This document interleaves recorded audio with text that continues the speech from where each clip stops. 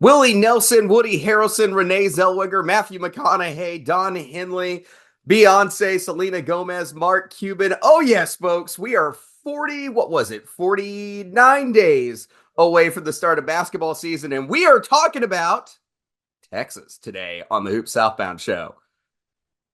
Texas is making the jump from what has been the best conference in college basketball to what has been one of the fastest rising conferences in college basketball. But the Longhorns are coming loaded with talent, including players like Tramon Mark, Jordan Pope, and the number one freshman coming to the SEC, Trey Johnson. Absolutely loaded team with talent. It's the beginning of a whole new era of Texas basketball. Let's talk about the Longhorns today on the Hoop Southbound show. I was about to fight you when you said Beyonce. I was about to say, whoa, she reps Houston. I just looked up famous Texans. All right. Let's talk about Texas a little bit today. Longhorns look like a very talented team. Maddie, what are some of your sky-high views on the Longhorns before we dive in?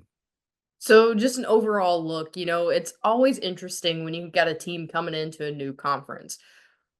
Maybe they were in a fantastic conference last year, so the level's about the same, especially with the growth that we're experiencing here in the SEC. There are some concerns, mainly their front court, which we'll get into later. But Texas is a great team, and I think they're going to make a great fit into the SEC, especially looking over Rodney Terry's squad going into the season. It looks like a good first year, especially to make a very good first impression in your new home. So Texas, to me, is definitely a team to keep your eye on in this conference. But let's talk about last season. Some big wins, but maybe not the season everyone expected. I did the Texas preview that we did a mini episode on last season when we did Texas and Oklahoma jointly last year, just kind of as a getting familiar with the team kind of thing. I expected them to be a little bit better, but they weren't far off the target. It was Rodney Terry's first full season as head coach after the stuff went down with Chris Beard in Austin. They came away with a 21-13 record and went 9-9 in the Big 12. They tied for seventh in the conference and finished top 25 in KenPom, believe it or not. Unfortunately, they lost in the round of 32 against Tennessee in the NCAA tournament. Looked like a good team, just ran into a snag there. Really did feel like someone who was in that top 30, 35 in the country last season. And that's basically where they finished when it came to the tournament. Yeah, it's definitely huge when you look at, Coach Terry and everything he kind of had to deal with last season, especially when you end up over that 20-win mark. Got to feel good going into that year. So let's jump into this year and kind of see where Texas plays into kind of the SEC strategy we've been talking about. So definitely an interesting year for Texas and kind of some of the storylines we're looking at. The first year in the SEC for the Longhorns. Texas has one of the best backcourts when you take into account everything coming out of the transfer portal and the freshmen coming in this season. And of course, the Lone Star Showdown, Texas A&M getting fired back up. Yeah, absolutely. What is it? Texas leads the series 138-86 through 224 meetings. A lot of games between these teams. That is an exciting rivalry that is back. And one that we talked about a few weeks ago. They haven't played much since Texas left, or since Texas A&M left the conference, left the Big 12. Now it's back on the table, and it's going to be a good time. Another talking point that I think is interesting coming down to this season. I don't think that Rodney Terry is on the hottest seat in the SEC coming to the season. And I'm basing this conversation really off my brothers who are huge Texas fans. And they've kind of talked to me about like some of the disappointment and the difference between coaches, between what Chris Beard was and what Rodney Terry is. I don't know if he's necessarily on the hot seat the same way that maybe Porter Moser's starting to go on the hot seat in Oklahoma if he doesn't make the NCAA tournament soon, or the pressure that Dennis Gates probably has on him in Memphis or in Missouri to perform this season. But I would say it's slightly uncomfortable, right, for Rodney Terry if he doesn't continue to do well. So there's maybe some unfair expectations on him. I don't think it's super hot by any means for Rodney Terry, but I do think there is some we could have had Chris Beard going on right now for the fans of the Longhorns. But let's move on and let's get to talk about these players that we need to know. Lot of Plenty to action in the transfer portal this offseason. We're highlighting three players who came right out of the portal. First off, let's talk about an SEC returner. He's just going from Arkansas to Texas, is who it is. That's Tramon Mark, Arkansas transfer. He was top 10 in scoring in the SEC last season. When you look at the stats for Tramon Mark, he averaged 16.2 points per game, 4.3 rebounds, and 1.2 steals per game. Good player, shot 36.4% from three. Arkansas had a very disappointing season last year, but there was some highlights to Tramon Mark's game. He had some of the best BPR, OBPR, and DBPR ratings on Arkansas last year. He's a solid defender. In that mid-range game, he's got that mid-range jumper. We have talked about how he kind of can turn into a black hole sort of on the offensive end when he gets the ball in his hands. Hopefully, having someone who's a little bit more designated as a true point guard like Jordan Pope, who we're going to talk about in a little bit, will increase whatever team's assists he's on, and he'll fit better into that system. I do think there was a lot more going on under the hood with Arkansas last season and why that season ended up being such a disaster. But Tramon Mark is a very good talent, and I think we've only got to see maybe about like 75% of what he can offer a team. I think there's more to offer to his game, and we'll see if Texas is a better fit next year. Yeah, we saw what he did over in Houston, another Texas spot that he was in before he came to Arkansas, had a great year. So Arkansas were excited about him last season. So I think it's going to be a breath of fresh air, kind of coming back home for Tramon Mark. So I think it'll be a good season for him at Texas. So David, I mentioned the front court's going to be a bit of a struggle this season in Texas, but this guy is going to be the center point powerhouse of this, and I'm talking about Arthur Kaluma. This is his third school. He did play at Creighton and Kansas State previously. Like I said, front court's a little bit shaky, but he is going to be kind of the focal point and the determining factor on what is going to happen in the front court on Texas success this season.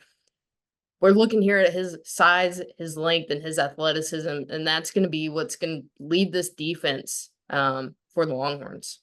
Yeah, 14.4 points per game, 7 rebounds a night, 6'7", good size at 225 pounds. He's a good player. He's played at a power conference level, and he shoots the three a little bit at 34.5%. So he's someone who can definitely help you out at that number 4 spot for the Longhorns. I like Arthur Kaluma. I thought it was one of the most important additions out of the portal this offseason for Texas because, like we're going to talk about, the front court's a little shaky. So we do need to talk about that a little bit more, and we will here in a second. As I was mentioning, Tramon Mark's game, I think, will be better improved with someone playing true point.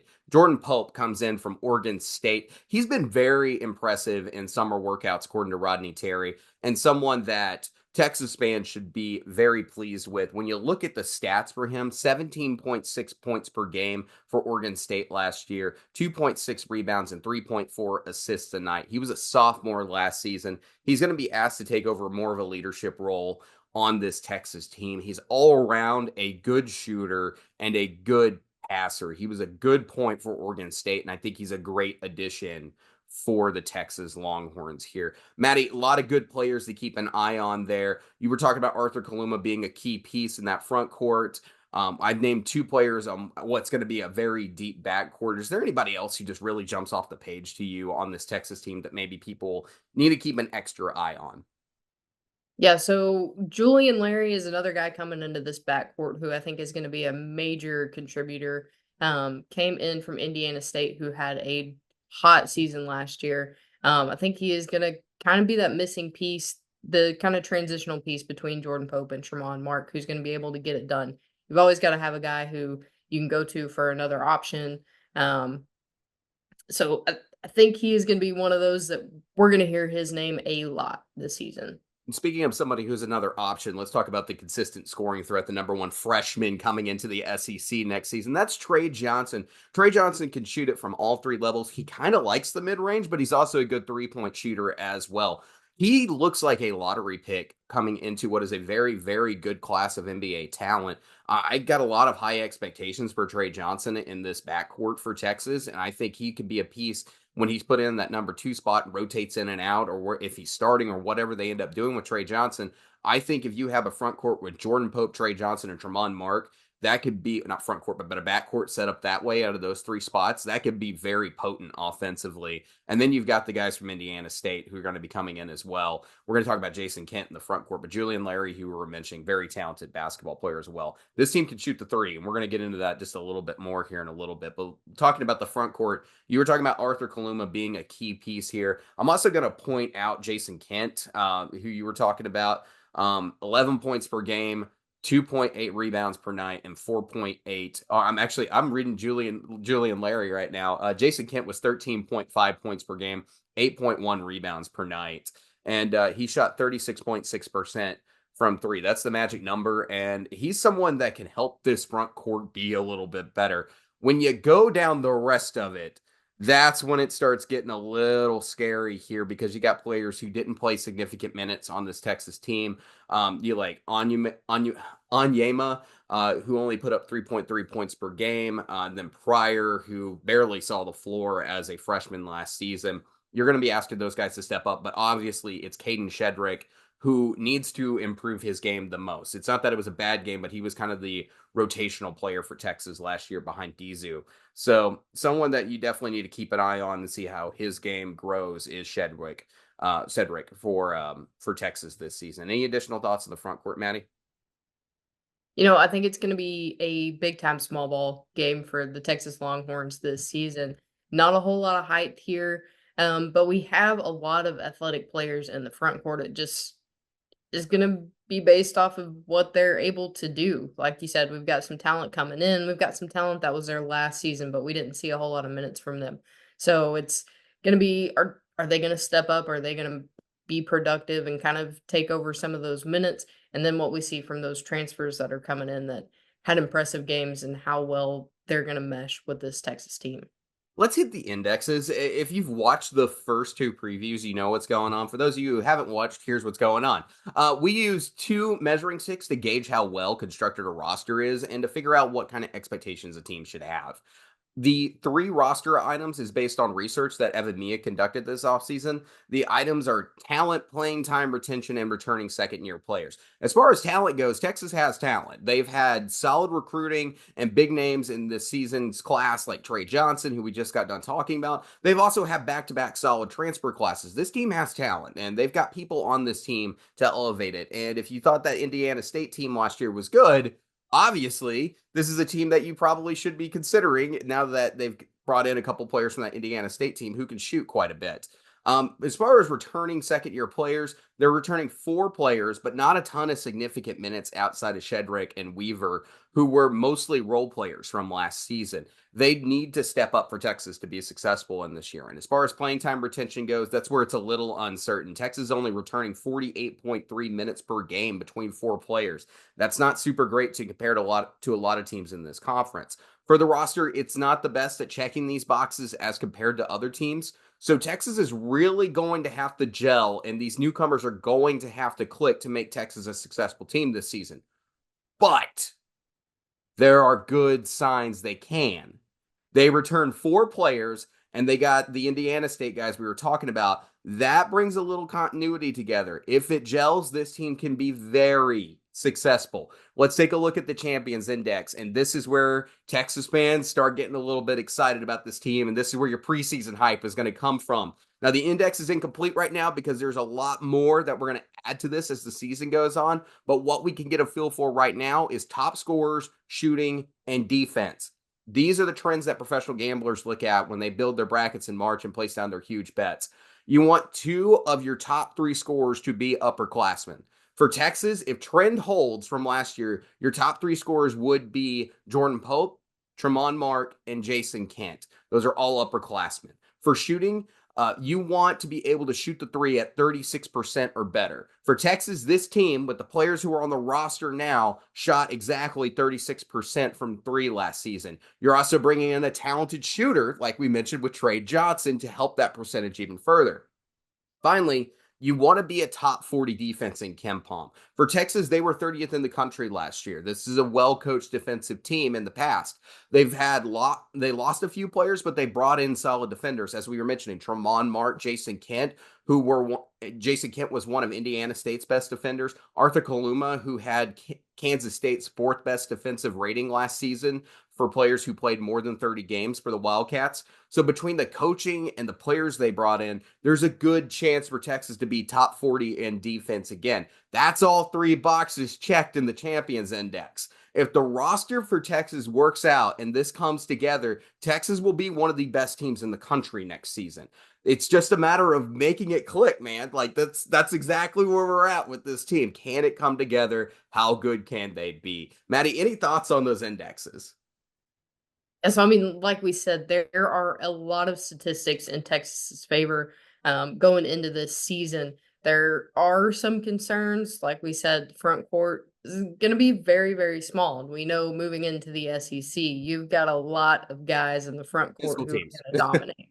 It's going to be very, very physical. So that is my only concern outside of, the index that we pay attention to. As long as they can get the ball on the floor, they can make good offensive sets, I think we're going to be good. But my concern here is namely defense and dealing with that big front court of the SEC. So we've talked about the roster, hopes that it will mesh together. So let's see what they're going to have to do as they get into basketball season and what they're going to have to overcome. Let's turn to the schedule and take a look at it. Texas is starting their season with a neutral site game out in Las Vegas against Ohio State. Ohio State lost some things this season with Jamison Battle at 15.3 points per game, Gale at 13.5 points per game, and Zed Key at 6.6 points per game. But they've added in a couple of players that, if you're an SEC basketball fan, you're already familiar with. Aaron Bradshaw out of Kentucky, 4.9 points per game and 3.3 rebounds. Expecting them to have a little bit of a jump up next season at Ohio State. And then Meechie Johnson, who was a big part of the success at South Carolina last season, 14.1 points per game, 4.1 rebounds, and 2.9 assists. They're also adding Sean Stewart out of Duke to see if they can't get a little bit of growth out of him as well. Ohio State's also returning Bruce Thornton at 15.7 points per game, Devin Royal at 4.7, and Evan McAfee at 4.3 points per game. It's going to be kind of an unknown year for Ohio State. We're going to see how this team does. It's a whole new world with the coaching change that took place late last season before the season came to a complete end for Ohio State. So unsure exactly what this matchup's going to look like, who Ohio State's going to be, but this is a game that's very winnable for Texas there on the road to start the season. Yeah, so then we'll take a look at Texas coming back home to play Houston Christian, Chicago State, and Mississippi Valley before they head to the Legends Classic in Brooklyn for their MTE. Legends Classic doesn't look to be just super deep as far as the opponents that Texas could be potentially facing. Don't get me wrong, there's one team on that list you're really excited about playing if that's the final, but Texas will face Syracuse in that first game in the Legends Classic. On the other side of the bracket, it's only a 4-team format. They got St. Joseph's and Texas Tech on the other side. If you get a Texas matchup there in the championship game in Brooklyn, I think that would be a really exciting one. Texas Tech should be decent, not among the elite, I don't think, in the Big 12 next season, but Texas Tech versus Texas is always a good matchup when you get the opportunity to watch that game. That's going to be a lot of cowboy hats in New York for people who aren't expecting it. No, yeah, it's going to be very, very weird. I think the Texas Tech fans are probably the ones wearing the cowboy hats a little bit more than Texas. All right, Texas then heads to Raleigh to face North Carolina State in the ACC SEC Challenge this season. It's gonna be a totally different feel for North Carolina State this season. Graduating out of that Final Four team, like, you don't have DJ Burns anymore. You don't have DJ Horn anymore. It's gonna be a whole new world for what's going down with North Carolina State. Now they got Jaden Taylor. He's in his he was the third leading scorer for the team last season. He played 41 games for the Wolfpack last year. You're gonna have Marcus Hill out there, who's coming out of a breakout season for Bowling Green. We'll see how he translates to the ACC. But the point is, overall for this, If it wasn't a road game, I'd be very confident in Texas winning this one. North Carolina State last year was that surprise team. I think a lot of people were excited about that, but it's not the same team as last year. A lot of the celebrity names and things like that on the Wolfpack kind of moved on for graduation. It was a great run. It was a great story last March, but I think Texas should have this game. If it was at a neutral site or at home, definitely would be voting Texas. Since it's in Raleigh, it's probably going to be a little bit more difficult than it needs to be. And then the back-to-back national champions, they take on the Yukon Huskies. Yeah, the last season, UConn and their KenPom rating was number one out of 362 teams. They were number one in Bart Torvik last year. They won 37 games. They were 18-2 in the Big East. I mean, let's just face it, Dan Hurley knows what the heck he's doing when it comes to coaching basketball. Luckily, you get this game in the mood. So like this is going to be a little bit of a different feel. Like when you look at the when you look at the returners, you got Alex Caravan coming back for UConn, who is the biggest coming back player or the biggest returner, and then Hassan Dara played the biggest part among the reserves last season when he averaged 19.4 minutes per game and got 6.1 points per game for UConn. And then Samson Johnson is also going to be returning for UConn next season. They added Aiden Mahaney out of St. Mary's and Taurus Reed as well. So we're going to see who UConn is. They should still be among the best in the country next season. So this is going to be a fight to the end when it comes to facing UConn. Good news is it's in Austin, and you never know what's going to happen on your home court, especially when you got a hyped up crowd. So that one looks to be one of the more promising matchups on Texas's schedule. Yeah, after UConn, Texas gets a bit of a breather as its matchups against power conference opponents before SEC play wraps up. After that, they've got New Mexico State, UA Pine Bluff, New Orleans, and Northwest Louisiana State. David, overall, what are your thoughts on this non-conference schedule? You know, I haven't done enough research on the mid majors yet to give you an honest opinion on some of these matchups they've put together, but I kind of get this vibe. It reminds me of what Eric Musselman used to do, right? Where he wouldn't schedule Purdue, he wouldn't schedule all these big time teams in the non conference schedule. Instead, he would find a bunch of mid majors who were quality mid major programs and try to build up your resume with the guys who might have a chance to win their conference, but seem very beatable to you, especially on your home court. I get a vibe that's kind of what Rodney Terry is going for here with a team that's so disconnected coming in together, and they need to come together and gel. So it gives you opportunities to win and grow as a team. So I think that's kind of what's happening here. There's a few opportunities on here to build. Like you got North Carolina State on the road, which is helpful. UConn, no matter where you play them, you know they're going to be decent in the net. So that's a Q1 opportunity as well. And then we'll see what Ohio State finishes up at. They only got to be top 50 in the net for them to be a quad one win out there in Las Vegas if they pull that out. So there's a couple of quad one opportunities, but there's definitely some lean meat, if you will, some maybe something that you could just tear, not a lot of fat to help your resume, but someone that you can hopefully just beat the tar out of, grow as a team, and develop as a team. So those seem like opportunities. Is you just try to give an opportunity for this team to come together and gel before you start SEC play, and hopefully pick up a few quality wins along the way, so you can get a decent seed in the NCAA tournament. Yeah, I think, you kind of hit the nail on the head there. We've got a lot of mid majors that we think are going to be pretty good in this lineup. And then you have your kind of behemoths when you look at UConn. So gives you some opportunity there to kind of know what you're getting yourself into when it comes to playing more difficult teams and looking at bigger challenges. But then you've got some games to kind of help you get in the swing of things before season gets going. I'm going to tell you now, there's a huge jump between playing Chicago State and UConn. So be ready. So when you put up 200 points against Chicago State, don't think you're doing that against UConn. Just a heads up there. Definitely. So before we jump into the conference side of the schedule, let's talk a little bit about some of the differences Texas is going to be seeing in the SEC compared to what they saw in the Big 12. Yeah, it's going to be a totally different feel when you look at how this conference is put together overall. So what I mean by that is kind of take a look at the top 25 and one that was put together by Gary Parrish over at CBS Sports. Big 12 this season has 6 teams who are in the top 25 and one. That's Kansas at number 1, Houston at number 3, Iowa State at number 6, Baylor at number 7, Kansas or Arizona at number 16, and then at number 25, Cincinnati. For the SEC, they've got 7 in.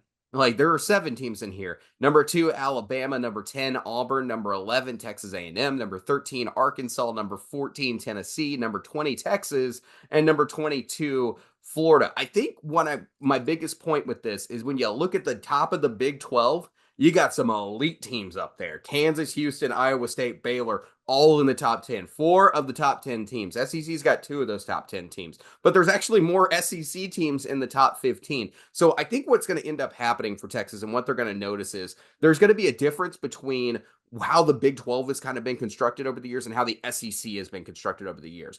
And at the top of the Big 12, there's a lot of good teams. The bottom of the Big 12, it's a tougher bottom than what the SEC is going to be. But that midsection is going to be real difficult because when you think normally it's like, oh, Big 12 opponent, you're probably coming into play, throwing out a hypothetical here, TCU.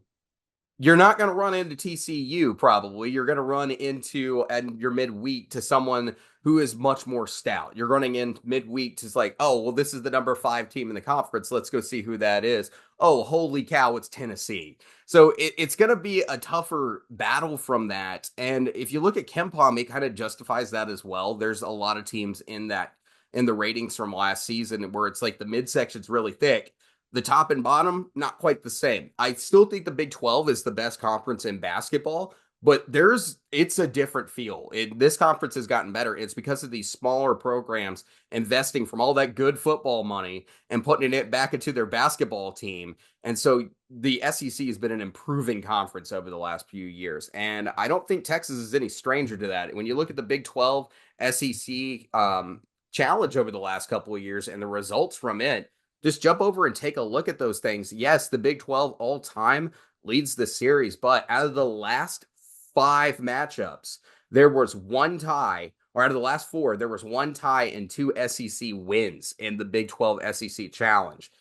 Big 12 won the final one. Also, remember there was a lot of road games with the best teams of the SEC going on the road to play in those games. But overall, the SEC has slowly risen stock. The beginning of the Big 12 SEC Challenge was Big 12 winning. Then it became the SEC got a lot better. So it's been a rising stock for a while. And so Texas is not taking any breaks by stepping down conferences. It's not like they're going from the Big 12 to the Mountain West. No. They're taking one step down. And this is going to still be a tough path to navigate through the conference. It's almost like they need to watch your step sign because you don't expect it to be there. Like it's almost like not quite level, but just a little down. But wait till you trip over Mississippi State. Yeah, exactly. It is to me like almost a transitional piece. I think the biggest argument to that is the performance postseason. I know we were talking about that a little bit off air before we started here, but you take a look at the SEC and how much better it's gotten. And that's the biggest thing here that a lot of people may not take into account. When you look at the NCAA tournament, we've gotten a lot more teams in, be it they haven't gone that far, but it's a work in progress. Yeah, some teams just didn't perform well in that first opening weekend, if you will. Like I know that you had the big upsets like Auburn and Kentucky last year in the NCAA tournament, but my brothers were kind of talking to me as Texas fans, and yes, I know I get a lot of my Texas opinion from them. They're the ones I know the best. But they were like, "You can't tell me the SEC is that good." I mean, look at South Carolina and Mississippi State losing in the first round. They were pointing those games out. It's like, you think this conference is any good? Those teams made the NCAA tournament for the first time in a long time. South Carolina hadn't been back to the NCAA tournament since the last time they went to the Final Four back in, 2017? Like, they had a long period of time where they were waiting to get back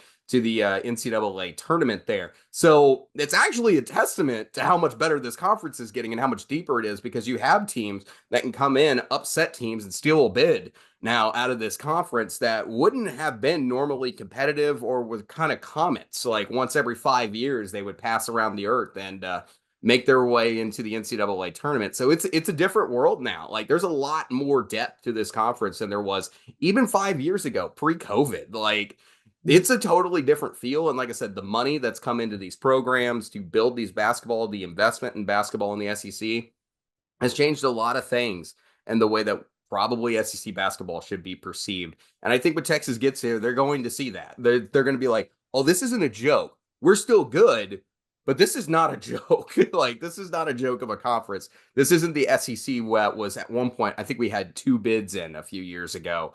Not even less than 20 years ago that happened. So it's a far cry from those days when it comes to SEC basketball. Speaking of SEC basketball, let's take a look at the SEC schedule for Texas. At home, they have Auburn, Tennessee, Missouri, Alabama, Kentucky, Georgia. Away, they have Florida, Ole Miss, LSU, Vanderbilt, South Carolina, Mississippi State. Their home and home games, they've got Texas A&M, Oklahoma, and Arkansas. Maddie, thoughts on that schedule? I think they actually got a decent schedule considering it's their first year in the SEC. They have, some of the tougher teams at home. You're looking at Auburn, you're looking at Tennessee, you're looking at Alabama. And then we're putting a little stock behind Georgia and Missouri as well, thinking they're probably going to be some under the radar teams. And then Kentucky somewhere in the middle as well. Looking at that away schedule, they've got a lot of games. They have chances to take a win on the road. It's really going to help out the net here. I think their biggest struggle you look at is probably going to be Florida and maybe Mississippi State. But outside of that, I think they're going to have very good opportunities to build up some points in the net there. And then home and home, you got to look at it. I think they're going to split 2 of them down the middle, and one they're probably going to win both of those. So I think they have a very good chance to build up a lot of wins in this SEC schedule. But there's a couple that they could also possibly drop, just seeing as, like we talked about, their front court small. There's a lot of power in the SEC in the front court. The front courts are getting better. It's going to be an unknown factor for a lot of teams, but from what we've seen out of the portal movement and everything else, there should be some good front courts in this league. We just don't know who's going to be the best of the best when it comes to front court. And we saw that in our top 5 discussion and how varied that was. So Texas, as long as that front court's serviceable, they should be pretty good. My expectations for Texas this season, I've got them with 21 wins. So that's 21-10. So I'm feeling good about Texas, especially if it comes together in gel. That 21.5 mark possibly is what Vegas is going to drop on it, or 20.5. We'll see exactly where it plays out. So for me, when it comes to the end of the day on this team, how well it comes together, the ceiling could be much higher than just 20 wins. I'm kind of taking that as almost a conservative estimate because I could go extremely optimistic and I could be like, this team's going to win 26 games. Or I could be pessimistic and say this team may not ever come together and they barely make the NCAA tournament with 19 wins. That would be kind of my floor and ceiling expectations for Texas. So I'm taking 21 wins is how I'm playing this out right now. And there's a lot of tough games as well, but I think they got some of the advantages when you talk about, you do get Arkansas one time at home to collect a very good win. You got Texas A&M one time at home to collect a very good win in those home and home series. I think they could beat Oklahoma twice.